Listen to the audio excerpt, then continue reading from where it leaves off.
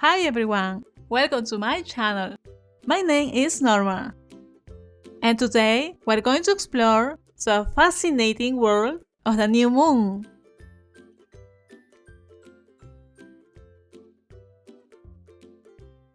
As the moon orbits the Earth, the sunlight that shines on it changes from our point of view. That's why we see the moon's phases changing in the sky. Haven't seen my video on the moon's phases yet? Take a look. You'll discover how the moon's orbit around Earth gives us 8 beautiful and unique phases.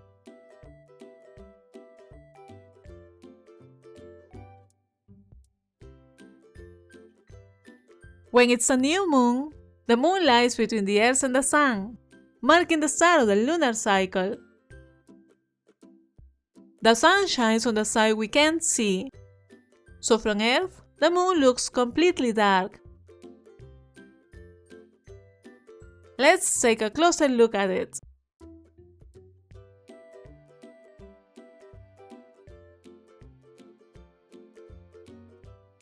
Remember, the moon has no light of its own. The light we see is actually sunlight bouncing off the moon's surface.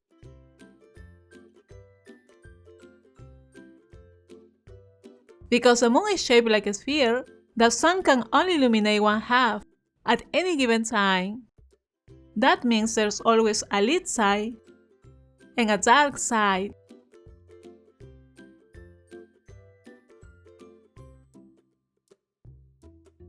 When a new moon occurs, we're facing the side that's not illuminated by the sun.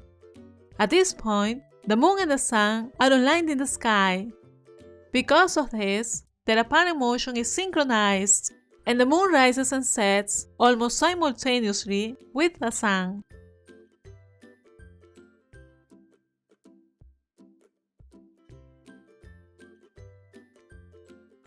The new moon appears on the horizon at dawn, right alongside the first rays of sunlight. Even though the moon is in the sky during the day, we can barely notice it, as its faint light is completely overshadowed by the brightness of the sun. And when the sun sets in the evening, the new moon sets too, so we don't see it at night.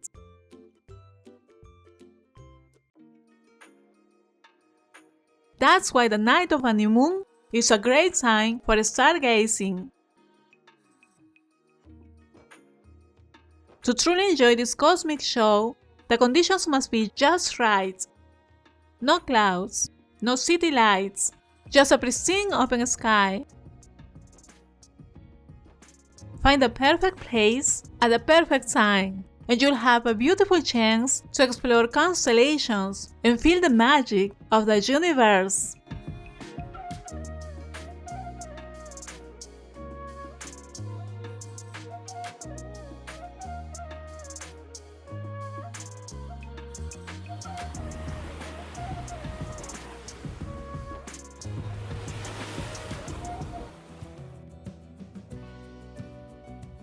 Whenever the moon, the sun, and the earth align, as they do during a new moon, their combined gravitational pull gives rise to the most extreme tides.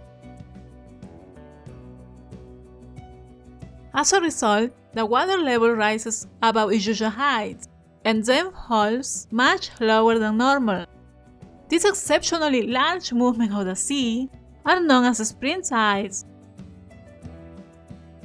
The dramatic fluctuation of spring tides profoundly impact coastal ecosystems, which serve as vital habitats for numerous fish species. How do these changes affect fish populations? During spring tides, water currents become stronger, and this can carry fish food from one area to another. Some predators may take advantage of the increased turbidity caused by the stronger currents to ambush their prey. Conversely, other fish species avoid such disturbances, seeking refuge in calmer, more stable environments during strong spring tides. Clearly, fish behavior during spring tides is complex, and varies significantly among species and their specific habitats.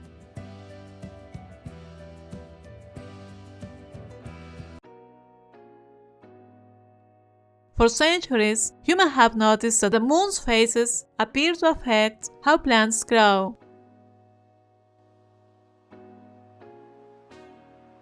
During the new moon phase, plant sap tends to move down into the roots, helping the soil retain moisture more effectively. This makes it an ideal period for planting root vegetables such as onions, potatoes, beets, and carrots. It's also a great time for transplanting and pruning. While a direct scientific connection between the moon and plant growth remains unproven, numerous farmers still rely on these traditions, having witnessed positive outcomes over the years.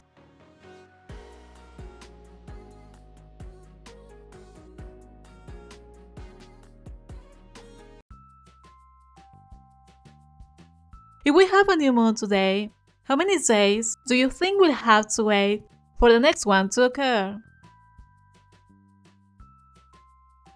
The new moon is the starting point of the lunar cycle, which transitions through its waxing phases to culminate in the full moon, then gradually wanes until the next new moon. This cycle, which we see happening every month, lasts about 29.5 days. Astronomers call it the synodic month, the average time the moon takes to return to the same position relative to the sun, and goes through all its phases again. Many lunar calendars start a new month with the new moon. Even though most of the world now uses the solar calendar, some key festivals still follow the lunar calendar. For instance, Chinese New Year always starts with a new moon, beginning the first month of the Chinese lunisolar calendar. Likewise, Ramadan begins with a new moon, marking the start of the holy fasting month in the Islamic calendar.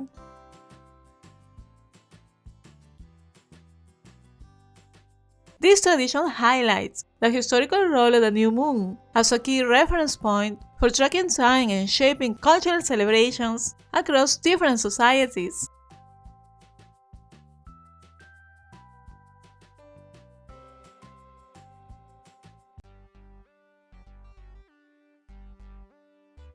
We don't normally see the new moon from Earth, but have you ever wondered if there is a special time when it becomes visible?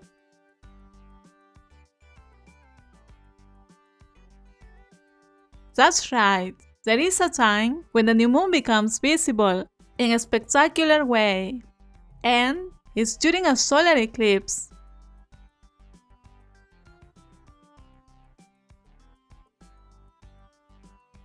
A solar eclipse occurs when the new moon aligns perfectly between the sun and the Earth. When this happens, the moon blocks sunlight, casting a shadow over a part of our planet. Not every new moon brings a solar eclipse, since the moon's orbit is tilted in relation to the Earth.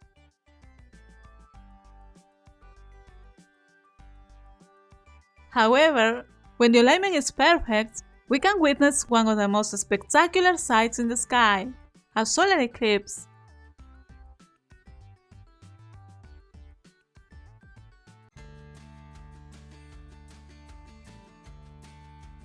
When the new moon reaches perigee, the point in its orbit closest to Earth, it appears larger than usual. This phenomenon is called a supermoon.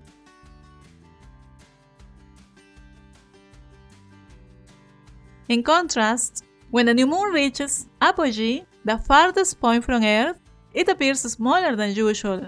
That's why it's called a micromoon.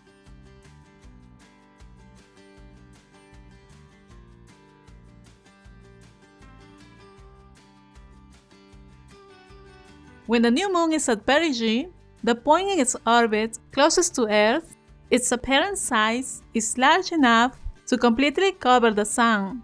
That gives us a total solar eclipse. On the other hand, when the new moon is at apogee, its farthest point from Earth, it appears too small to fully cover the Sun, producing an annular solar eclipse, where a thin ring of sunlight remains visible.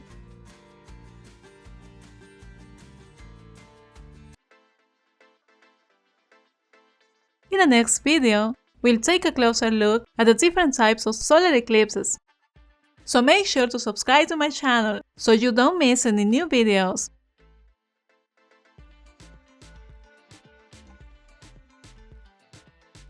Visit cerebralia.com/lunar-calendar. Did you find this video interesting? Feel free to share it so others can learn too. Thank you!